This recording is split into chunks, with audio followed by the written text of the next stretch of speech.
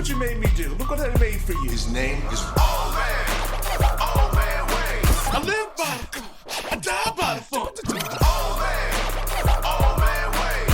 Old man. I'm about to do something terrible. Old man Wayne. Old man. Nope, not doing this. We're not doing this. Ha ha. Point. Old man. Old man. Old man. Old man. Welcome to the Old Man Wade Show. I am your host, the God of Stubborn, the Lord of Laughter, Old Man Wade. And I'm here with the pinnacle of political perfection, the superior Supergirl Javi. Yo.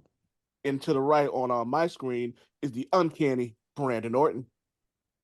You called me something different last time that I liked. It was the uncanny uncanny Brandon Orton. Oh, okay. Unless you want to be I didn't remember. Unless you want to be the astonishing Brandon Orton. But then I'm associated with Joss Whedon. I don't know if I should be associated with Joss Whedon. Listen. Josh Whedon's a monster. But he has left nerddom some awesome stuff, bro. I mean, that book is awesome. That's why I think it's the definitive. Like, if you're gonna pick an X-Men book to read, like, and I was like, oh, pick one X-Men book. I'm like, you may have to go with that one. Like, the guy's a whole piece. Yes. That guy's a whole piece of shit. We can all agree there. But like, it's. Did y'all watch Buffy? Did either of y'all watch Buffy? Shit, we almost did a side podcast about Buffy altogether. Yeah, like I'd say I'm more of an Angel fan. I just like that show a little bit better at the end, but I've probably watched both series like maybe 30 times each.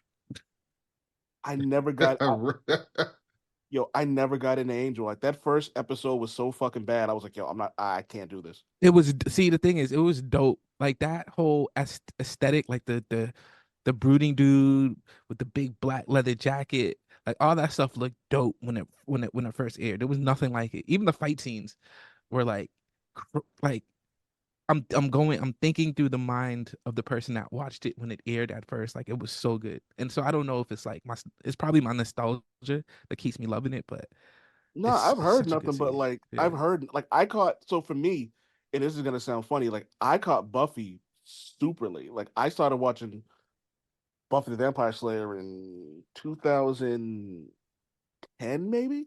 Did you watch the movie, the original movie? I saw the original in the theaters. Yeah.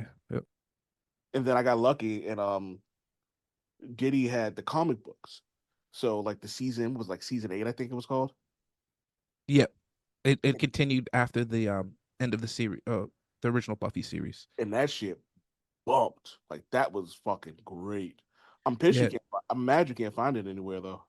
Yeah, you gotta. The thing is, I had most of that series, Buffy and Angel, and I had so many comic books that are probably worth a lot of money now that I just don't have anymore. That it makes me so angry. Yeah, I always feel like there should be a random reality TV show of all the people who lost all their comic books, because the amount of people who said to me, I had such and such number one and my mother threw it away, and I'm like, like, if you still had that now. Bro, like, if you were a kid and you bought comics and like well, for me, it would be the early 90s and up, right? Like, I randomly, convinced my mom to buy me some comics that just looked interesting to me, that, like, when you see what they're worth now, you're like, damn, if I wasn't 8, I would be more responsible with my comic books. Yo, can you think about like how easy it was just to get people to buy comic books back then, because like you didn't know what was until like I think it was like Wizard or like the magazines that used to be like, oh, hey, this is what's gonna come out next month and da da da da, and this is what it's gonna look like, and you're like, oh shit, and you get all pumped up for it. I had a Wizard subscription, so like even those like some of those Wizard magazines are probably worth something that Shit, here's a funny one for you. My first con was actually WizardCon. Oh wow. That when it was in the what's the is it an arena? Was it an arena? Over by Gallivan Boulevard? Is it Gallivan Boulevard? Over by UMass? Oh, it was the old convention center. Yes. Yeah. And that shit was it was rocking. Like, and that was my first con I went to. But Oh, wow, that's a grip, especially if it was in that building. yeah. So we should get into some news before we get into the comic book stuff that we want to talk about. Supergirl was cast, and I'm Wow. certain everybody here is a fan of House of Dragons. Brandon does a podcast called We Was Dragons that was like well received by a lot of Yeah, people. Javi was on there. Yeah. Great show. And so we have the woman playing. Sorry, I got to pull up my notes because I had it on something else. The woman playing Supergirl is Millie Alcock. She was the younger version of, was it Rhaenyra? Rhaenyra? Was that her name? Yeah, Yep. Rhaenyra. Rhaenyra. She was playing Rhaenyra Rhaenyra Targaryen. Rhaenyra Targaryen in House of the Dragon. Other people may know her from other things, but that's what I know her from. And honestly, I was rooting for her when I knew it was down to like her and like one other person. And I was like, oh, I definitely want her. After I haven't finished um Supergirl Woman of Tomorrow because it's really good, but it's really wordy. You talking So about the book? yeah, Oh yeah, the book's awesome. It's a great story. it is. It's just really wordy. And I think I'm on the second to last issue, but it's good. And it's specifically a really good read because it's not the typical like super person story, super hero family story, Mhm. like Superman family story. Excuse me. What do you guys think of the casting? I think it's great. She looks like a car. It'll be interesting to see because this film appears to be a very uplifting, like a bright film finally from DC that I've been waiting for. Like it, I mean, just the name of the film and everything, like it appears to be very bright. And so I'm interested to see how, because in House of the Dragon, she's excellent, but that's a very dark series. It's a Mm-hmm. very dark series, and so I'm interested to see how she plays Kara, who generally is even brighter than Superman in some cases. So Sometimes they don't have to go that route. sometimes, Yeah. But we also, Javi, have you read Woman of I'm Tomorrow? gonna say no. um, there were moments in that where she was not bright. Yeah. She was not. well, no, not in that book at all. Yeah. But Sometimes I don't think they're going to do that in the movies based on everything that happened in the DCEU. yeah, this it seems like James Gunn is going for more hopeful, Yeah. uh, optimistic DC. But if he does do that, and he's also going for more grounded in the comic book DC. If you know anything about DC, as bright as a lot of their characters are, Superman being like the avatar of hope, and there's also a lot of dark things that happens in those Especially books. recently and we can get to this later, what happened at the end of Titans Beast World. Like Yeah, Amanda Waller's proven that she could be like the greatest villain like of all time. yeah, But so you guys are both in on this. I think it's a really good I think I said I think it was the right casting. I think this is going to be different. I'm hoping that they go with I'm of two minds about this because I agree with both of you when you say like this is like a brighter universe. You know what I mean? Like not the old DCEU where it was just like, dear God, why is all this so grim? But I also kind of think that the Woman of Tomorrow, a lot of it wasn't dark and grim. Like there was a lot of hope that came from that, which I thought was Mhm. uh, beautiful, honestly. And I know how it ends, but I still want to read how it ends. And I do feel that they have an opportunity to really make something special out of this. And James Gunn has been good for that. He's been a name that we've been able to trust for a while. So hopefully this goes the way it's supposed to. yeah. And DC, like they've I mean, the last two Supergirls, Sasha Kali and Melissa Benoit, like they've been great. Like they've casted great Supergirls in the past. So I'm excited, bro. But to your point, Harvey, something you've said a million times, DC's problem has never been casting. Never. No, that's never been the issue. Not a single time. So, uh, well, since we're already there, we can talk about some of the casting that we've seen so far. We have David Cornsweet as Superman. You guys like this one or not? He looks like a Clark Kent. He looks like Clark Kent. So I don't know too much about him, but when I saw his face, I was like, "Oh yeah, that's Clark Kent." Javi?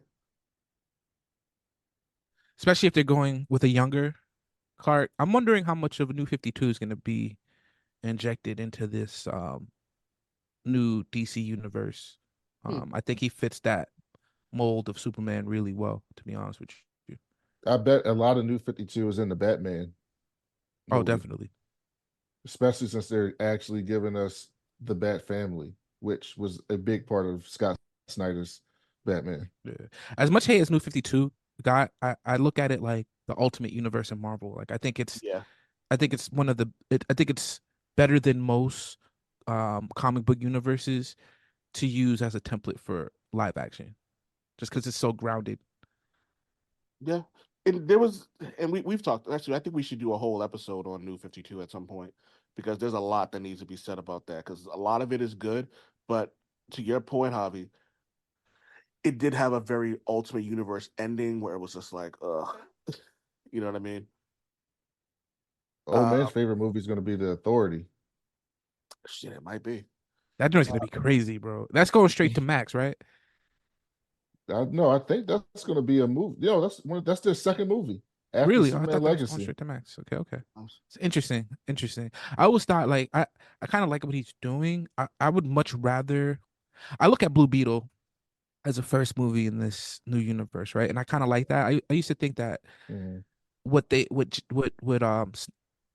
Snyder should have done was introduce characters that people aren't necessarily used to seeing in DC movies, similar to what Marvel did with Iron Man, right? And that way, you could see Blue Beetle or whoever they like. It could have been Zatanna and any random character, right? Make a really good movie about it, right?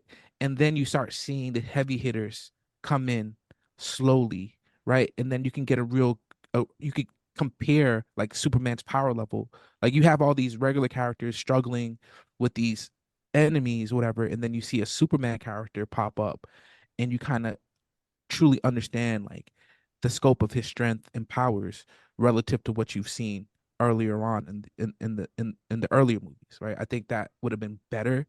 Um, I think it would have been easier to tell stories, right? Like I think the hard part about introducing super powerful characters early is like, what's the challenge, right? Usually it's never really directly the challenge isn't normally directly attached to the character and more of their environment. Like Superman has to like protect the city, but you know Superman's never gonna die, right? Like so I kind of like them introducing well, we'll see what this new Superman movie does, but I like them doing the Authority, Blue Beetle, and some of these more obscure stories I think first. what you're saying makes sense given what we saw with the MCU template, but Mhm. I can promise you that was done out of necessity. If Marvel had access to the X-Men and the Fantastic Four and Spider-Man, they would have been in phase one. It would not have been Thor and all the stuff that we saw. They one of those people. I'm guessing, knowing how Kevin Feige thinks, I'm pretty confident he would have kicked it off with the Fantastic Four. Like especially given what he said about the first family of Marvel and how he keeps talking about it going forward. Like I think that's how he would have wanted to kick it off. But I think what you said is what actually happened is that it forced Marvel to have to tell these compelling stories, right? They couldn't lean on the name recognition of Spider-Man, Peter Parker, or the X-Men coming yeah. off those movies or the animated series. They had to go deeper and to make this compelling universe to build up what they wanted. And so by doing so, because right now, everybody thinks Iron Man and Thor are these like they're household names now. But like they were not household names in We're not 2005. Like at all. Yep. Iron Man was not Iron Man was not some big superhero. I mean, people probably heard of the name, but he was like, if you ask somebody to tell you anything about Iron Man, it would be, oh, it's a dude in a suit. The only thing most He's of the things that anyone know about Iron Man was the color scheme the color scheme. He wears yeah. armor and he's a drunk. That's it. I Like don't even think If they regular do people that, knew he was a drunk. yeah, yeah. Because I don't think they played like any. I'm trying to think of other like moments we saw Iron Man before the movie, and it was usually like he would be like a maybe a character in one like Fantastic Four episode, like the Fantastic Yeah. Four cartoons or yeah, something, and he would just be some rich dude in a suit. He That was was a funny. supporting character. Yeah. yeah. And so was Thor. And so Captain America had its time. Captain America was the biggest superhero in the world in the 40s. But in 1995, was anybody clamoring for Captain America? No. I mean, 2000, 2002, like nobody gave a fuck about Captain America. It seemed like such an outdated like trope, right? Like during that time, like, oh, you got this character that fought in the Civil War. Like this is fought in the World War II, such an outdated trope. And so Marvel was forced to use those characters, and then by the time they got the Guardians of the Galaxy, they were just basically stunting on people. They were just basically, all right, Yeah. look what we're gonna do. We're gonna take these characters that even comic book fans don't know. Cause I can tell you this, I've been reading comic books my whole life. I ain't never heard of the fucking Guardians of the Galaxy before they announced that movie. I did not even know who the fuck they were, any of them characters. And they were like, I'm gonna take some characters that even comic book fans, regular comic book fans, don't know who the fuck they are, and we're gonna make them stars. I remember when me and Javi, I'm not sure if we were still doing the Old Man Wade show. I When think we this were. we were still doing that when the first one came out. Bro, Because I I don't remember, even bro, we've been doing this show for so long, bro. yeah. But it was funny because when I first came out, I said to people, I was like, Guardians of the Galaxy is gonna be Marvel's Big Trouble in Little China. Oh wow. I was like, that's what it was gonna be because it was no one knew who these characters were. People liked what's his name from Parks and Recreation, Chris Pratt. They Chris liked him Pratt. Yep. from Parks and Recreations. He was in a couple of other films, but like no one really had any faith in it. But it looked fun, and at the end of the day, they're like, all right, we're just gonna throw this in here and see what happens. And it was a hit. It was a smash, and I still think to this day it's probably one of Marvel's best 10. The MCU is probably one of Marvel's best 10 franchises. Like they haven't like yeah, sure, Guardians of the Galaxy 2, people can say what they want about it, but it wasn't a bad movie. It was just a bad follow-up to it just wasn't what people wanted. It But was a normal movie that followed up a great movie. It was a good yes, movie that followed Yes. up a great movie. yes, Yes. exactly. That's perfect. That is perfect. hmm Next So, up, old man, before we move on, one thing I want to tell you, just so you know what we're working with here. So, the five movies that Gunn and anybody that's listening that don't know, the five movies that Gunn announced were Superman Legacy, which comes out July of 2025, and then the rest of these things don't have dates. The Authority, which he basically described as like Wildstorm's version of The Boys, essentially, is kind of what he said. Um, The Brave and the Bold, which is Batman and Damian, Supergirl, Woman of Tomorrow, which old man was just talking about, and then Swamp Thing, who has James Mangold, who did Logan, is directing that film. oh And man, then he announced some series, Creature Commandos, which is supposed to come out late this year on Max, Which is animated. which is animated. I'm really looking forward to that, to be honest with you. I'm really, Uh, really Waller, which old man just mentioned, she has the potential to be the biggest villain in the world. They're bringing Viola Davis back for her own series on Max. That's actually supposed to come out at the end of this year as well. Lanterns, which has been rumored for a long time, but is actually going to be getting made now.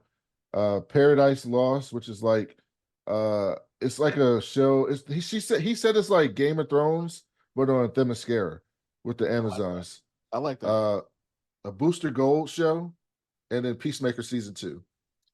Let me tell you, a Booster Gold show is smart.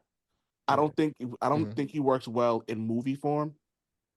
So I think that was a really good idea.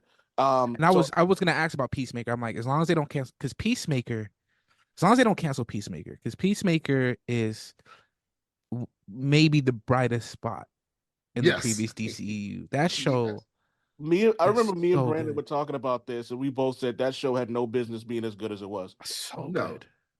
that's their Guardians. That's It a really. character that nobody knows or gave a fuck about, and he turned them into something excellent. That was DC's Guardians. Hmm. And I know people are pissed off. It's like, oh, why does Peacemaker in the DC comics, why does he resemble Peacemaker from the movie? I'm like, because that's how you make money. You connect them to something that people know about, and people want to see that particular Peacemaker. And I'm tired of these people who was like, oh, I was a Peacemaker fan. No, you weren't. No, you weren't. No, you weren't. No, you There weren't. were no Peacemaker fans. There And were if you no were a Peacemaker fans. and if you were a Peacemaker fan, bro, I'm checking to see if you are some type of like FBI registry, because Like, yo, cut it out. Like, you know what I mean? Next up, and I love this casting. I'm pretty sure I'm gonna butcher her name. Rachel Brosnahan as Lois Lane. She was the Yeah. um, was it, miraculous Mrs. Maisel. Yes. Like It's that perfect. show. I didn't. Yeah, it was perfect casting. I wanted her to play somebody else, but I have no, I have, I've got nothing. I think she's gonna absolutely obliterate this role and help bring notice to the Metropolis like universe, if that's what you want to call it, or the Superman universe, because Superman needs somebody. People forget that Lois Lane isn't just. Someone called her like a hanger on, like she's not a good character. I said, I don't know what Lois Lane y'all been reading, but Lois Lane has always been that bitch. Yeah, I the mean, Lois Lane on Superman and Lois yeah. is great, but Rachel will be excellent on the big screen. On the big Mhm. screen as Lois. Yeah. And I think again, it's people getting stuck with certain. Marvelous Mrs. Maisel. I'm sorry, I'm miraculous. The marvelous Mrs. Maisel. What the fuck am I Yeah. talking about? Sorry, And, just want to make sure I no, it's call. not good. And again, it's the people getting stuck with, you know, one version of a character, right? Like there's been versions of Lois Lane that was just there to be rescued, right? Um, Even early on, though, I mean, Lois Lane was, even for the time, right? Because again, we gotta Mm-hmm. like consider the time. Superman's like, almost 100 years at this point, if not already. But she's always been kind of like a strong woman, right? Like, Mm-hmm. even for the time, and that just evolved to what she is now, which is, a lot of sometimes she's a legit superhero, right? Yeah, So should be it's interesting. almost like she's. It was like it almost felt like that's what they tried to make Pepper Potts, Yeah, but it just, Yes. but yeah. it just it's she ain't Lois Lane. We've already talked about. Oh no, Nicholas Holt as Lex Luthor. I thought that was interesting. He's a really good actor. I'm not sure. I think he'll pull it off. I also think he's going to surprise a lot of people when they show him being evil, which also kind of makes me sad because we'll never see him be the beast that we're seeing in the current comic books. And he doesn't necessarily have to be that evil. Again, it depends on the looks. Like it's. I like this because we don't get a lot of information outside the casting, Mm-hmm. and a character, especially Lex Luthor. I think anybody can play Lex Luthor. I think what determines that who plays Lex Luthor is what kind of Superman story you're trying to tell. You know Yeah. what I think they're going to do? I think they're going to do, like I always talk about, one of my big things is like having the core of the character, but you can change things or update things for the times. Mhm. I bet I would be willing to bet any amount of money, especially looking at this dude and knowing some things he's been in. I bet you they take Lex Luthor in somewhat the mode of like an Elon Musk type Mm, character. Oh, that would be Like fucking cool. like that's the type of billionaire asshole that I imagine Lex Luthor would be in a Superman set in 2025 in the real world, like in this world, particularly with James Gunn's politics. I can see that being the type of Luthor that we get in that world, and Nicholas Holt would be perfect for that. yeah. And talking about the core of the character, I think with Lex Luthor, no matter what version you get, I think two core components to his character usually persist. One is that he distrusts Superman, right? Yes. Whether it's out of evil intent, or just he just doesn't trust an alien with that much power. And two, he believes humanity, in particular himself, should be the ones responsible for protecting the world or whatever. So you keep those two things consistent and just have fun with the rest. I think it should work out. I agree. Absolutely.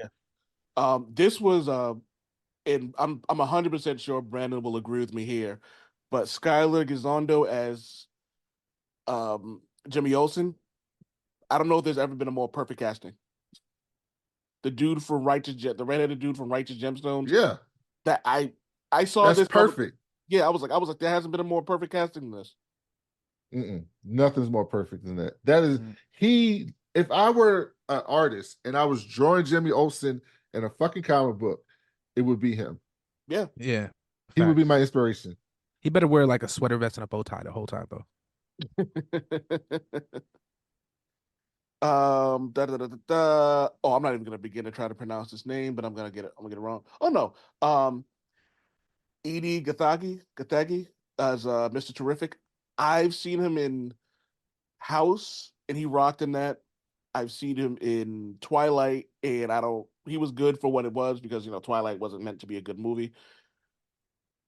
So I have faith that he's gonna do really well in this, especially when we get him being because Mr. Terrific isn't arrogant, but he's Oh, damn sure of himself.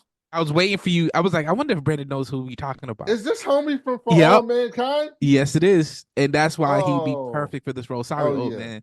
No, But that's like cool. he plays like a version of Mr. Terrific, like a mix of Mr. Yes, Terrific and Lex Luthor and Elon Musk and yes, For all of All that rolled in Mankind. one. Yeah.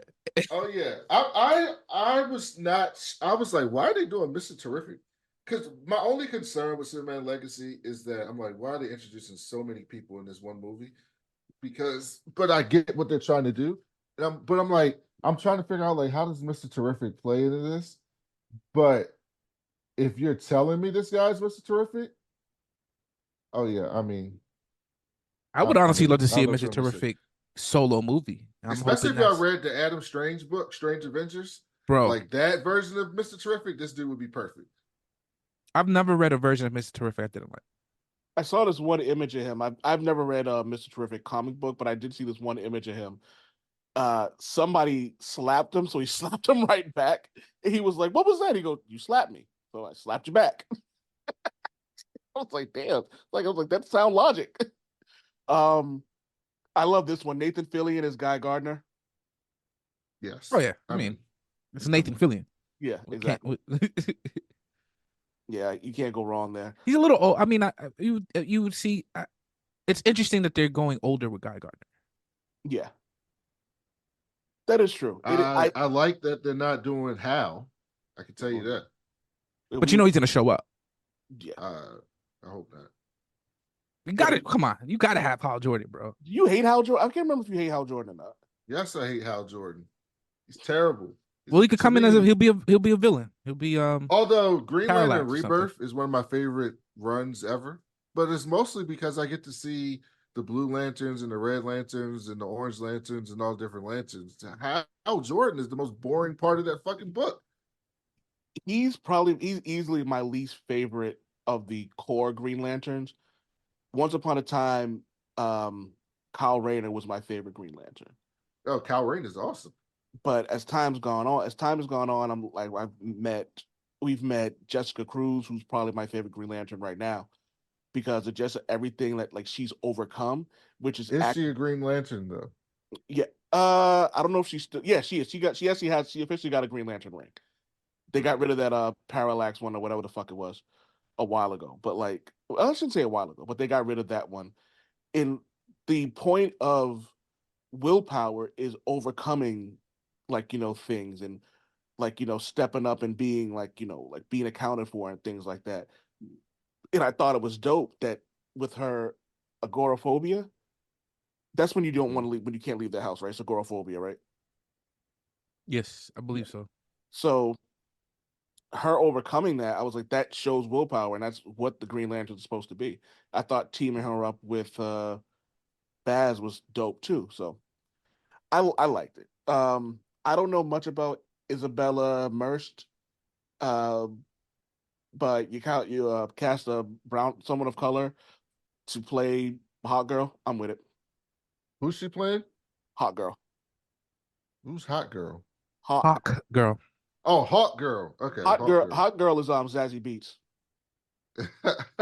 I mean, Hawk Girl should be a person of color, a brown person. Yeah. Really? To be Why? quite honest, it just seems right.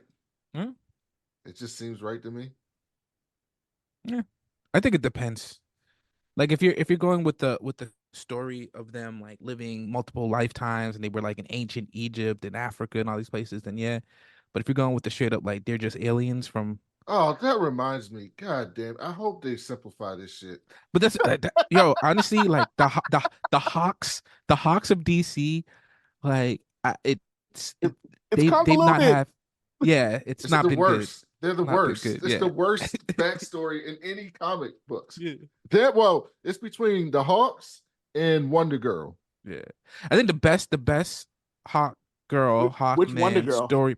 There's like 9 of It's them. That's the problem. exactly, And I think exactly.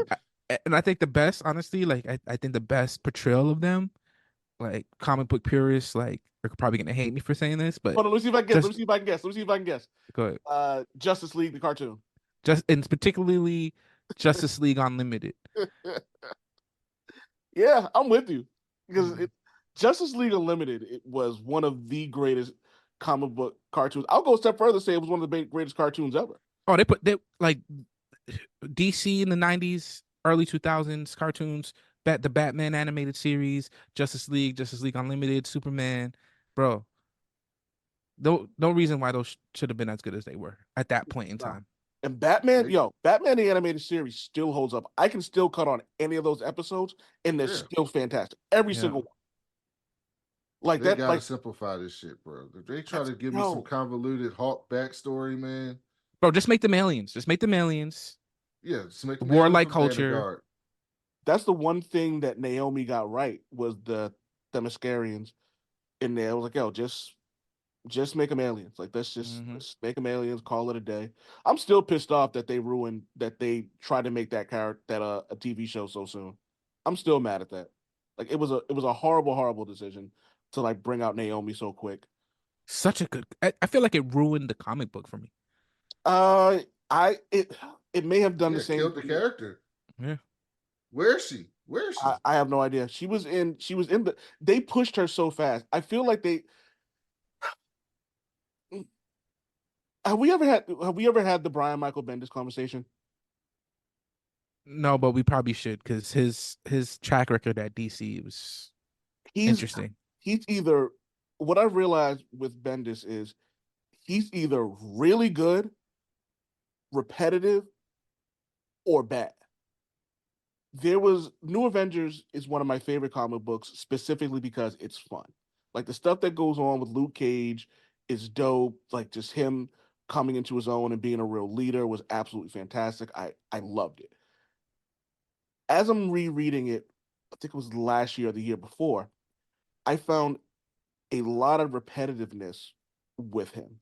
He would use there's one in particular where he would use the same joke with Spider-Man whenever someone would say something like fucked up, he would go, "Oh, you should write greeting cards." And I'm like, and then he said it again. I'm like, then he said it again like a few issues later. I'm like, dog, you just made this joke like 10 issues ago. The fuck? Like Spider-Man's creative. And then like I'm reading uh one of the best, well, I think one of the best comic books ever, Powers, and he made that joke in that too. I'm like, yo, what are you, dog? What are you doing? You're better than this. Me and Hobby just had this conversation about consistency and whatnot. And this is a perfect example of someone who just doesn't have that consistency. It's like you never know what Bendis you're gonna get. And I honestly feel like he was set up to fail in DC Comics because there was like, I feel like DC came to him and was like, we need you to we need Miles Morales and we need Jessica Jones, right? That's what we need. And they created that. Naomi is a combination of Jessica Jones and Miles Morales, right? Problem is, they do it. The first Naomi miniseries knocked it out the park. absolutely perfect. I'm gonna quote Javi when we were talking about this a while ago. It's worth it just for the art alone. Yeah, like Yes. I still have to get some physical copies. I don't even know if I can find them anywhere. I But got issue number 1 in a 9.8 right there on the wall. ugh. Like, and that's Yo, let me hold that real quick. so it was almost like he was almost set up to fail because I don't think there was. I feel like they rushed this quicker than they could. Like Brandon said this more than a few times when we were talking about the DCEU, and my best friend Diddy has said this a million times. He was like, DC's problem was they were trying too hard to be Marvel. They were trying to create this universe now. They're trying to do all this stuff at the like, you know what I mean, in real time. Where it's like, that's not how you build a universe. That's not how world building works. I mean, even with everything that's going on with Krakoa, and Javi is not lamented. Javi has said this a million times about how the Hickman world building for that was stellar. But the reason it took as well as it did, as quick as it did, is because the X-Men had already been established. Like, so building a new world didn't really take much because you knew who these characters were. And the characters that you didn't know, they took the time to explain who they were. So that's how world building works. And with Naomi, like the TV series, that happened way too soon. It happened way too soon. Um, it was almost just like, hey, we need to do something now, or the WB is going to pull our funding. And lo and behold, you did something too fast and you lost your funding anyway. So that's my rant on that. um, Anthony Carrigan is playing Metamorpho. He is from Barry on HBO. Yo, hold on, sorry guys, hold on, give me 1 second. No problem.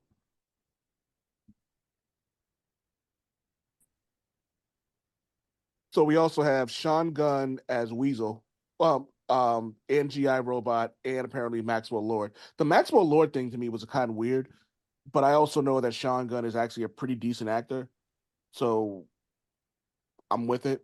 I know people are mad. It's like, oh, James Gunn just keeps giving his family members jobs, and I'm like, you'd give your family member a job too. Calm I'm a down. big believer in like when people I hate the term I hate the term nepo baby because it's stupid and y'all sound like haters, right? Don't be a hater.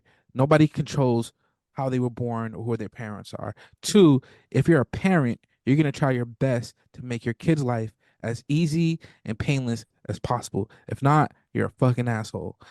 Two, like just shut up. I mean, three, just shut up. Sorry, I lost count because this shit makes me upset. Well, nepotism is a problem when people aren't good. Nepotism is not a problem when you're good, right? So, like, if my son is good, and so I put my son on, that's what I should do. The And that's just problem that is, pisses me off, yo. Like O'Shea yeah, Jackson, right? Ice Cube's son. He's a great actor, bro. I yeah, agree. he's Like good. great. And people be like, oh, he's just this because his dad's Ice Cube. The Well, problem is in probably, Hollywood, there's but a lot of nepotism with people who aren't good, and then they're taking jobs from people who are good. Yeah. and even that That's I'm kind of like, all right, if I owned a company, right, and my son's a friggin' asshole and he sucks at everything, right, I and would I not hire decide my to son. put, I wouldn't, Hashtag succession. yeah, I wouldn't, but Yes.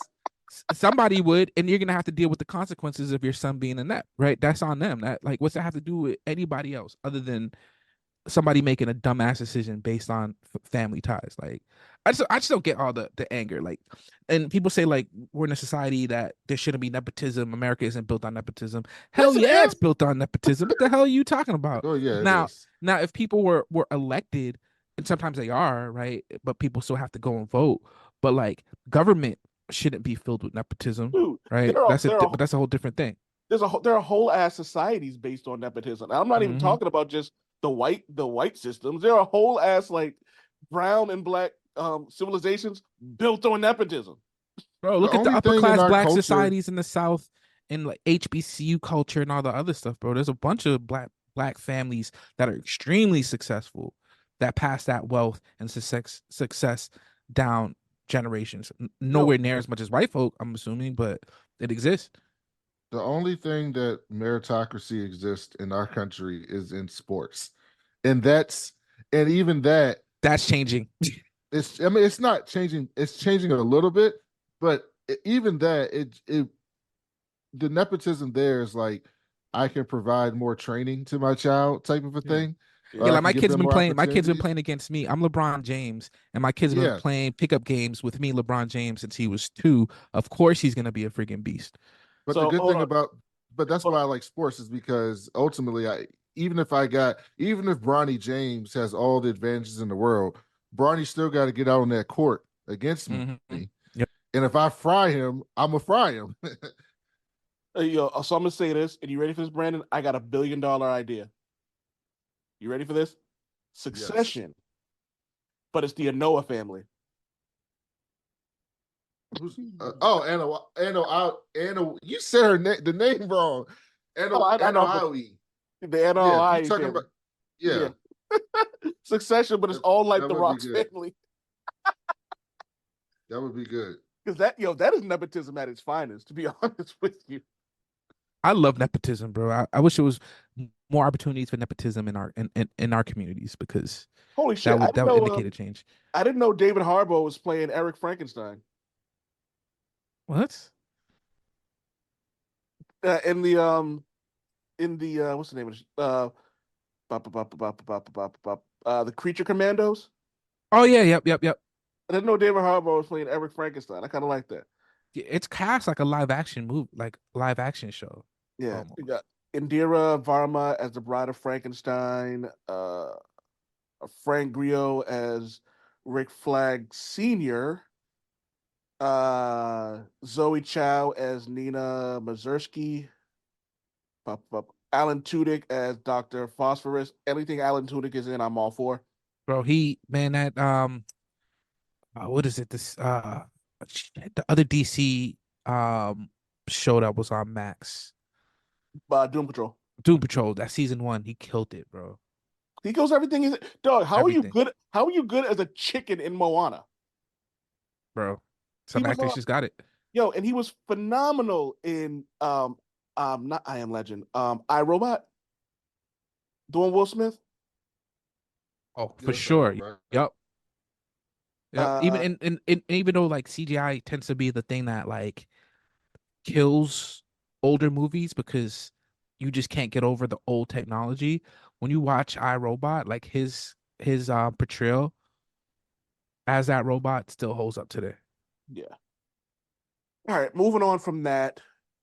Brandon and Javi want to talk about Echo. I wasn't ready to talk about it because I hadn't finished it yet, but I actually finished it today. Like literally 30 minutes before we started recording, I finished Echo. What did y'all think? I liked the show overall. I I had some I had some issues with the show, but it's it's more like from a film, like a critic perspective. Like I think there's some things. I think that Marvel revisiting how they do TV is a good idea. Um, for the long term success of these TV shows, and particularly to get TV shows to get multiple seasons or for characters to get over, to use a wrestling term. I think initially the idea of the 6 hour movie format that they've been trying to go for, the 5 hour movie, the 6 hour movie format, I think it's not working because it creates these weird ends. Like the episode ends in these weird places and pick up in these weird places. And to me, like the best one that they did was WandaVision, and that was a completely it was almost episodic, even though it was a continuous story. But like each episode went to like a new year, so it felt episodic in the sense that it worked.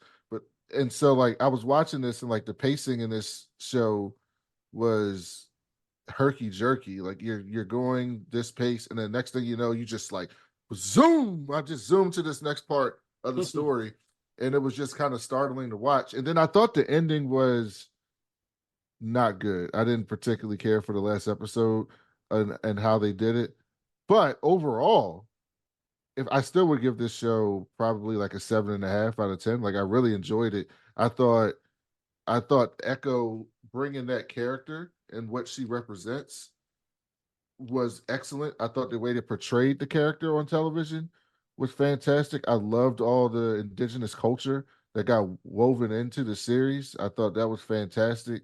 I thought the action was good. I didn't think it was great. I think they hyped up the mature rating Yeah, they did.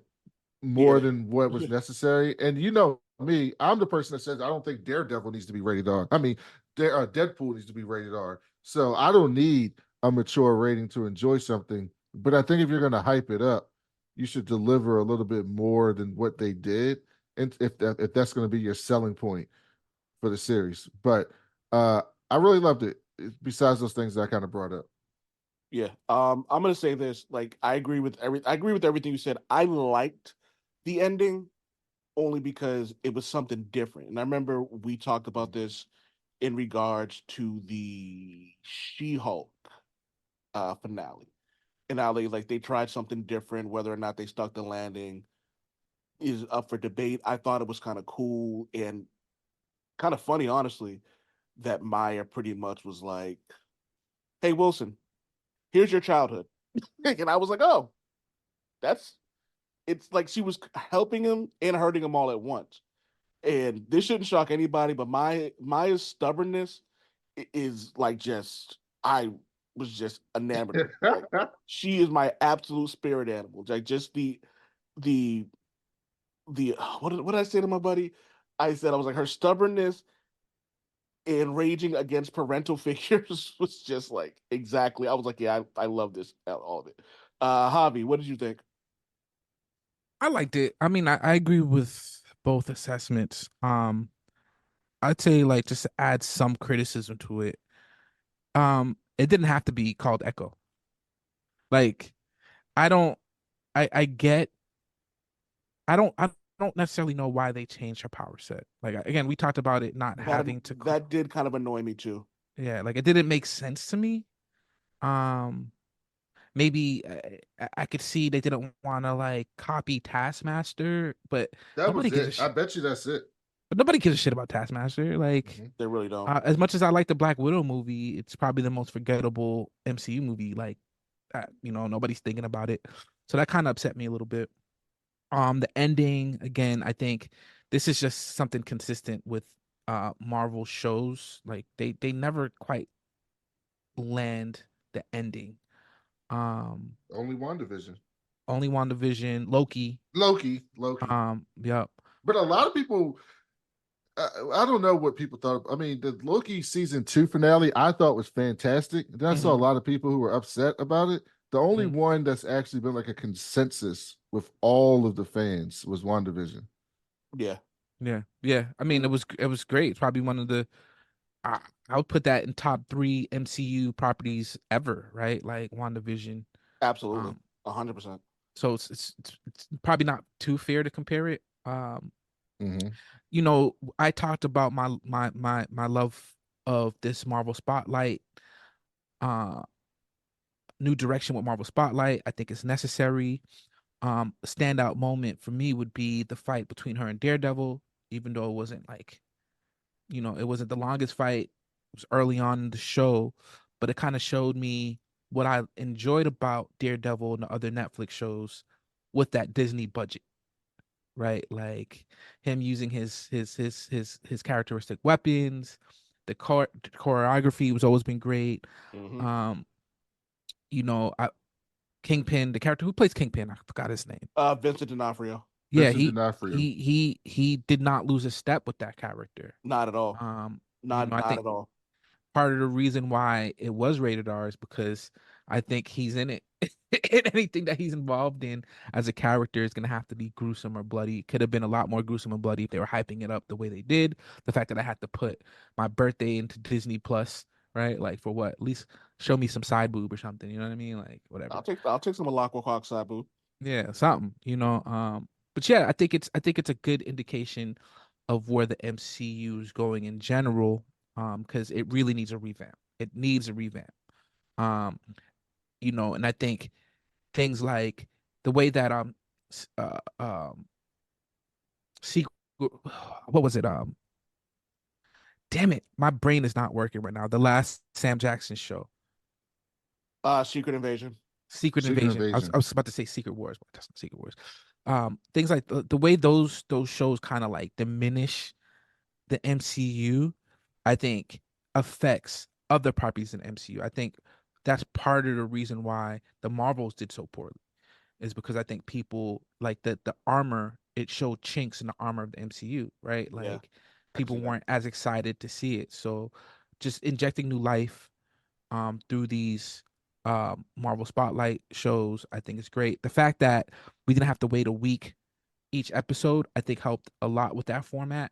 I think it would have helped a lot more. I think a lot of the other shows, those 6 hour movies, if we didn't have to wait a week, maybe it would have been easier to digest. So yeah, I'm excited to see what this does for the future of the MCU. Um, I don't know. There was something in particular that I wanted to bring up. The it kind of felt like they wanted to put this on ABC. And the reason I say that is because there were certain moments where randomly the show would just fade to black and then just cut right back on. And it kind of seemed like it would be like a commercial break where the commercial would fade, and then the show would come back on. You know what I mean? There was just I don't know, man. It's But that's what they're doing. They've been doing that. They've been That's what I taking was these saying. Like shows. Yeah. they that's why that article came out, and it was really interesting to read about like how they just scrapped Daredevil Born Again. Like what they were doing, they scrapped it completely, and they're starting over from scratch, and they're going to do longer TV shows from what they said. They're going to do longer series with less like they're doing these big $200 million 6 hour movies, but now they're going to do more of like TV budget 10 episodes or like and try to tell because the way they were doing it was just off. It's like what you said, old man. They would just cut off at random places, and it's kind of weird to watch in a way. And I'm not a hater of Marvel TV like some people out there who's just like, oh, I hate the MCU. It sucks now. All these shows sucks. No, I've enjoyed most of the shows, but structurally speaking, these weren't ways to get people invested in these characters, right? If you want to yeah, get people invested in these characters, then you need to tell a television style story. yes, And I also think they should do the characters that I think should do seasons, not like we're gonna just do a show randomly with Falcon and Winter Soldier, and then that's it. Like, give me a show, and so I can get invested in it, and then I can watch season 2 Well, next year. I'll give them a little leeway with the season thing. That at least because these shows are are cast by movie actors, right? Oh, that's Actors true. who Yeah, have movie stars. contracts Yep, that already that's true. exist with Disney. So it's a lot more. I think it's a lot more complicated on the back end That's true. for them to do certain things, but they'll figure it out hopefully. yeah. I also feel like they had like the to quote not to quote, but to bring up a point you guys have made repeatedly in this episode is WandaVision was honestly the blueprint. And I kind of because it was one of those things where like you didn't know where the episode was going to end, but you knew it was going to end and make you want to anticipate the next episode.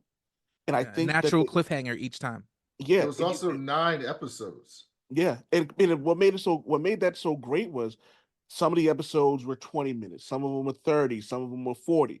So like you never knew exactly when it was going to end. Like so it was and I kind of like that about it. It was like you don't know what's going on. You don't like there were hints of it was very much you know what it is? And I think the reason a lot of us liked it, it felt like a comic book. Yes. Yeah, Like it that felt like especially it felt like a Wanda Maximoff Scarlet Witch comic book. exactly. Yeah. And that's I think that was Echo part of was 5 issues. I mean, 5 episodes. Like you, by the time you got into the character, it was ending. It's like, Hmm. I'm getting into it. Now we got to jump to this finale, right? We And they got got to to jump rush to like this everything. ending. Like, all right, let me just yeah. give everybody my powers so we can end this real quick. Yeah, and that was and I that was my one complaint about the final fight is like just it was that seemed it seemed forced. Like that whole like Yes, hey Bonnie, you have my powers. Here, Grandma, you have now. If it was just the grandmother, I would understand. Like that would make sense to me if it was just the grandmother. But Bonnie getting them two at the time was like, I'm not rolling. but overall, I'm with Ren. I'll probably give it like a 7.5. I would recommend it to people. I would say like, hey, go in there with maybe Mhm. not the greatest of expectations, but go in there expecting a show that you will enjoy. Like, you know what I It's mean? entertaining. Yeah. It's a good Yeah. show. I feel like our tone may sound more negative than our actual perception of the show because I agree. there are a lot of things that we probably would have done different. But as a show, again, if it was for me, if it was called, if she was a whole new character, not necessarily like it's fine. That's their character; they could do what they want, whatever. Just tell a compelling story. Yeah. But it standing on its own, like if it was something totally outside of Marvel, like I'll probably give it a higher score. You know what I mean? But I think, like you guys, I'll give it a 7. Agatha comes out later this year. Agatha is getting 9 episodes. Daredevil Born Again, which got pushed to 2025, is getting 18 episodes, a full on season, 18 episodes. Yeah. They're splitting it into 2 parts, 9 episodes and 9 episodes for season 1 of 18 episodes for Daredevil Born Again. Ironheart's going to get 9 episodes. So like they're changing how they're doing this. I guarantee, I don't want to guarantee anything, but I would be willing to bet that those shows will be better because they're going to develop those characters, tell the stories. Yeah. I have faith. Like, but it's everything is ebbs and flows. Like, you know what I mean? Like, Marvel's been on top for so long. Like, eventually, like, everyone has Oh, like everyone has an off season. So, it'll be what it is. I have faith that they'll figure it out. And if they don't, and like I've told people before, they're like, well, what are you gonna do with the if the MCU doesn't work out? I'm like, I'm gonna read the comics every week like I normally do. We most of our lives was immersed in the dark ages of comic book movies. Like, we'll be all right. well, yeah, they didn't exist. Yeah, we don't need to bring up. We should review the Dolph Lundgren Punisher movie one day. Oh my god. I haven't Uh, Also, watched it. I haven't watched it Javi, that and like. Oh, go ahead. old man, Mark X-Men 97 is supposed to be coming out in March. yeah, Yeah, that's gonna be I'm with it. exciting. And let me I'm not sure if I said it here, but I want to make sure that I'm on record saying this. I think that's where Monica Rambeau went. To that universe? I Oh, think that's she, interesting. I think she went to that universe. Uh, That's interesting. Before we go, I want to talk about our comic book picks of the week. Brandon, Brandon and Harvey, I think you guys have the same comic book for the picks of the week, but so why don't you guys have at it? So we want to talk about what we've been reading, basically. Yeah, Did you read Dead X-Men yet? I read it right before we started. Okay. All right. So okay, I just gotta get this out like 3 minutes. Can you Yo, please tell me how the fuck they're here? Did they ever? What book did they explain how these people are here? I from what it seemed. Go ahead, Harvey, go ahead. So they didn't explain it. Like I thought the same thing. I'm like, I swore I've read every X-Men book recently, and I don't remember the X-Men coming back. But if you're anybody who's familiar with the way they've been writing these X-Men books, you have the story, and then you have like these notes that pop up in between the main story that kind of fills in the context. Which is super annoying and Yeah. it's annoying and informative all at once. I used to skip Right. them, and then I'll be talking to old man about it, and he'd bring up a point about the book, and I'm like, "Did we read the same book?" And it's like, "Yeah, it was in a little note." I'm like, I started reading them. So it looks like Rachel Summers they had some eggs left, and with Rachel Summers, somehow the Mr. Sinister possessed Xavier, who's not really possessed, but he has some of it. Yeah. He's connected to Mr. Sinister right now.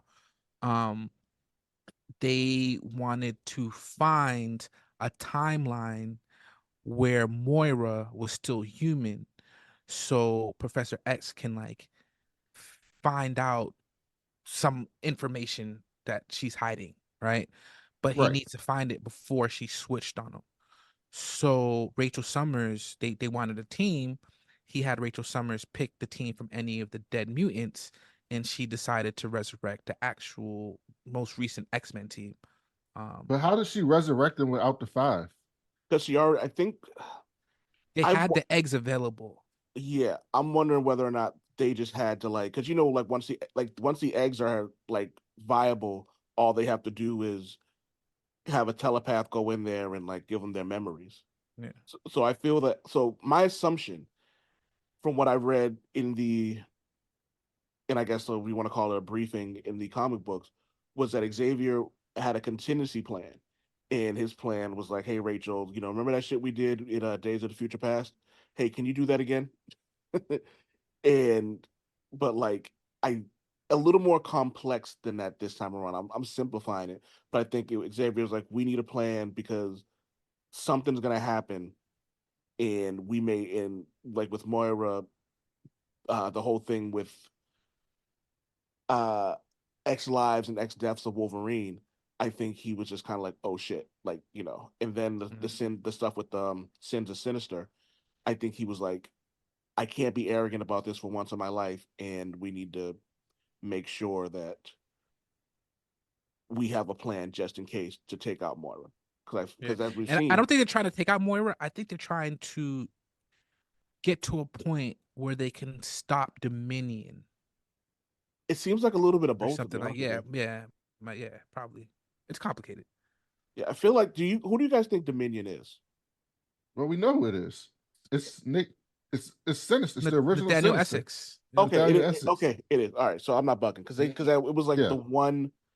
the one personality that was like the one personality that didn't have like a diamond or something at the end of one of the comic Yeah, book it's the books. original Yeah. Nathaniel So Essex. he made those clones specifically, which is interesting that he knew about Dominion beforehand, but he made those clones specifically to have each one of them eventually figure out how to become a Dominion and kind of take that information before they can use it.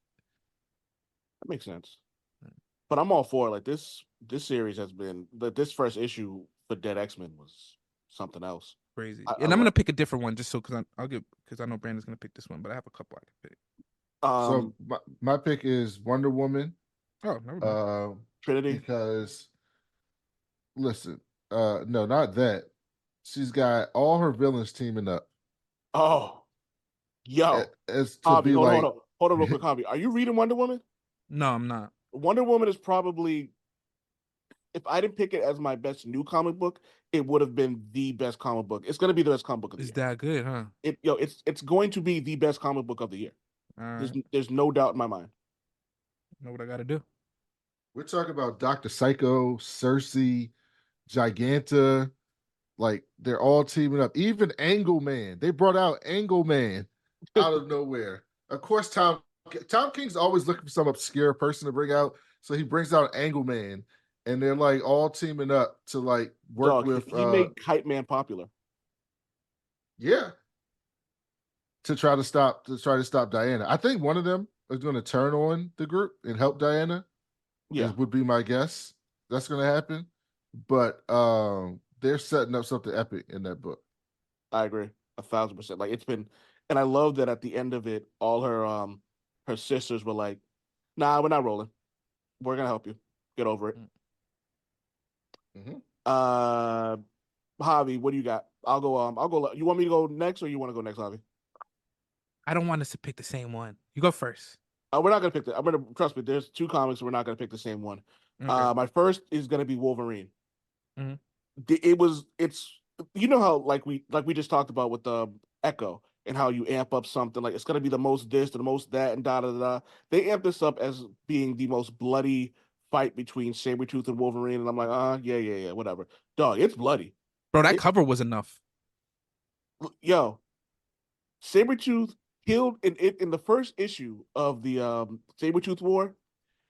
He kills Dakin in a mutant and spells out happy birthday in their bodies. Sounds yeah. Yeah. Yo, I was Sounds like, about right.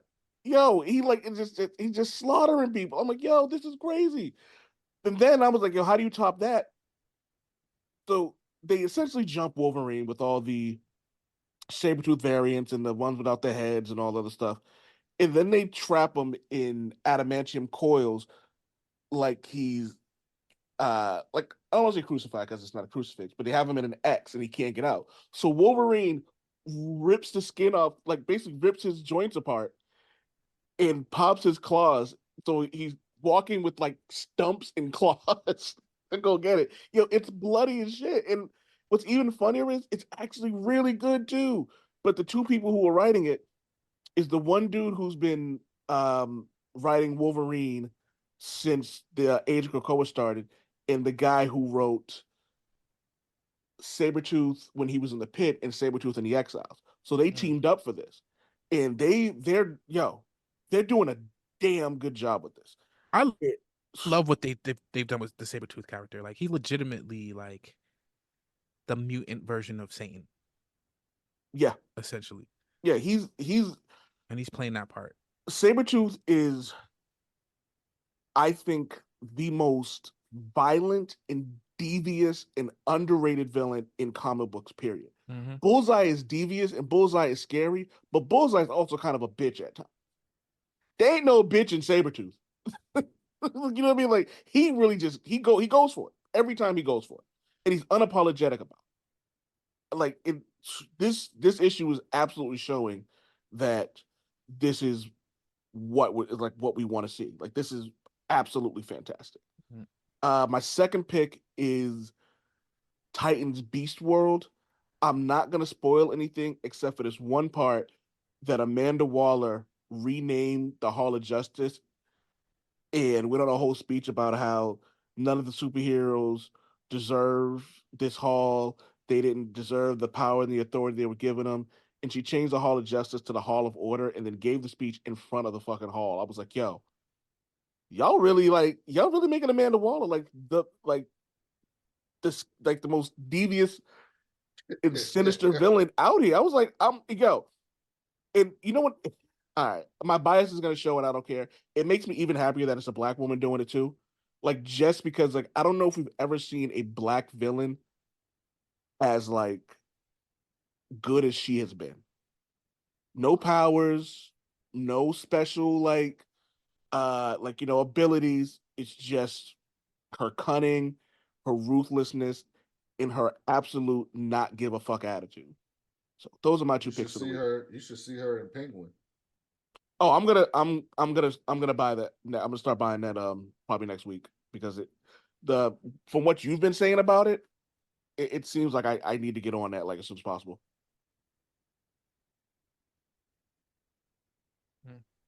Javi, what you got? So I'm gonna go with originally I was gonna go with Dead X-Men, but we talked about it. We talked about it enough, I think. I'm going to go with Avengers Twilight. Oh my Um, God, isn't that good? it's really freaking good, bro. And you remember we were talking about how like we don't need another we don't need another like reality where like all the villains win and da da da. Chip Zdarsky, Yeah. he he knew. I think he knows that people don't want a certain thing, and he didn't give it to us. He was like, "This is Yeah. what you're gonna get. You're gonna get you're gonna get goodness from me." Yeah, it's just gonna be a good story. You're gonna like it. You're eventually gonna read it. Like I only picked it up because you picked it up last week, I think. Um Yeah, and yeah, like so it takes place in an alternate future reality, right? Where I'm trying not to spoil anything, where yeah. Go because that ending.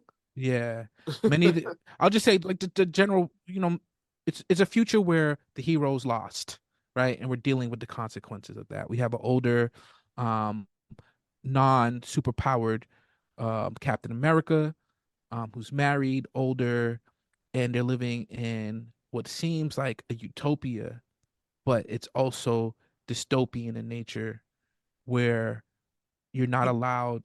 it's Oh, very go ahead. George Orwell. Yes, yes, but I like it because it kind of exemplifies, it's a term I like to use, the banality Oh, of good word.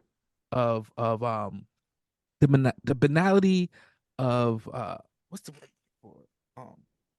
Tyranny, for instance, right? Like people can live most people in the world live under a tyranny or a dictatorship or a quote unquote non-democracy, right? And I'm not talking about the United States, I'm talking about other countries, right? And if you go to these countries as a visitor, you don't really feel the tyranny as you would think you would in like movies and other comic books where like you have these soldiers just beating up people every day. Like most people live their lives normally, Hmm. right? Not knowing what's going on in the background, not knowing the things that are affecting their lives. And I think this story kind of exemplifies that really well. And only a few people who are aware of what's really going on, they become, exiled or called crazy, cuckoo, whatever, right?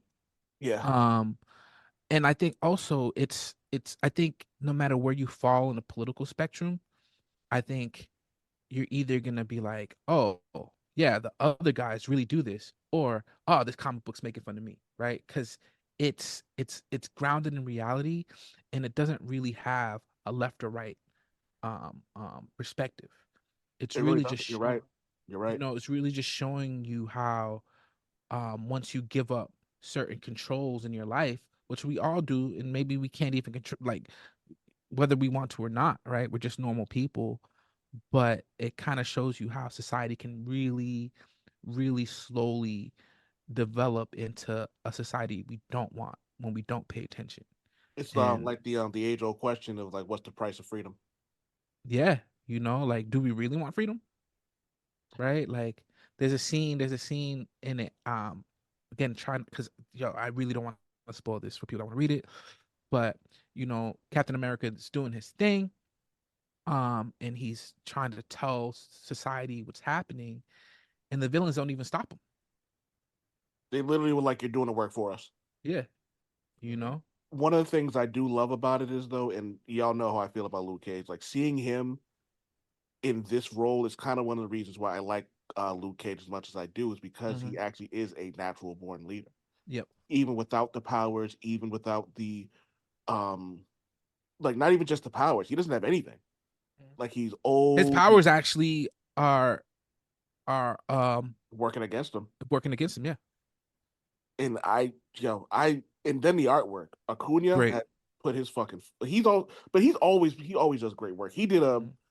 a run of Wolverine that was absolutely masterful. So I'm not shocked that he's doing as well as he has in this either. But this was not something that I was expecting to, excuse me, enjoy as much as I did. But if anyone out there is listening, it's definitely worth checking out. And one of the main characters, um, he's a villain actually. Well, I don't even know if he's a villain. He's kind of the Elon Musk of this story, right? And his father is a famous hero. I'm curious about who his mother is. They explained who it was. It was Mother's. The- oh yeah, they did. Never mind. Never mind. Because I'm thinking like, never. Okay, go ahead. Go ahead. You're right. But You're right. but They even did. then, we You're don't right. know. Like that You're could right. that could also be some BS too. Because I'm thinking that character, his parents, like one of his parents is in a relationship right now in the main continuity, and I'm like, that'd be perfect. His mom would be. That would be his perfect mom. But they did explain who his mom was, and it's not her. But it Sorry but for the vagueness, but but no, I but wanted even then, like to your point, like we don't know. Like we don't know right. exactly what happened. Like they could say it was one person, but that doesn't necessarily mean that it's actually the case. But Mm-hmm. either way, like I firmly believe that I think like everyone, like if you're a comic book fan, definitely pick it up. It's a nice twist on an old it's a nice twist on an old plot line. Yeah, Like you know what I mean? Like we've seen the Old Man Logans, we've seen the Kingdom Comes, we've seen all it, we've read them all, and sometimes they're just not even worth buying. But this one has proven that there's still room out there for old tropes. agreed. Uh, Avengers Twilight. Read it. have you got another one, or is that it? I'll just add I'll add Dead X-Men to that because it's really that good. We talked about it already. And it's just a continuation of a really awesome story that we're following throughout the whole fall of X-Men, and it's really picking up. And Dead X-Men, I think, is going to be one of my favorite ones moving forward. Yeah. Um, I feel like this is gonna be like the cornerstone of the Fall of X. I think when everything's said and done, it's gonna be the book that we all of us look back to and go, "Oh, this is when it happened." And I feel that like people are gonna be, it's gonna be like, "Why didn't I read this?" And like, "Oh, how do I not know about this?" This is gonna be that book. Agreed. All right, everybody. This has been the Old Man Wade Show. I want to thank Super Woke Hobby and the Uncanny Brandon Orton for doing this, taking their time out of the day to do the show, because I enjoy doing this once a week with them because they make my life happy, because I get to talk about comic books. I get to talk about comic books with my friends and my brothers in arms. I hope they know that I love them. Except Brandon, because he's got a big ass head. He um, but yeah, ain't the shout only out, one. We all got big old heads. yeah, bald black nerds, man. Well, I'm Mhm. balding. I haven't shaven in about a week, and I need to do that. All right. Thanks everybody for listening. And as always, be excellent to each other. Peace. Damn it, Wade!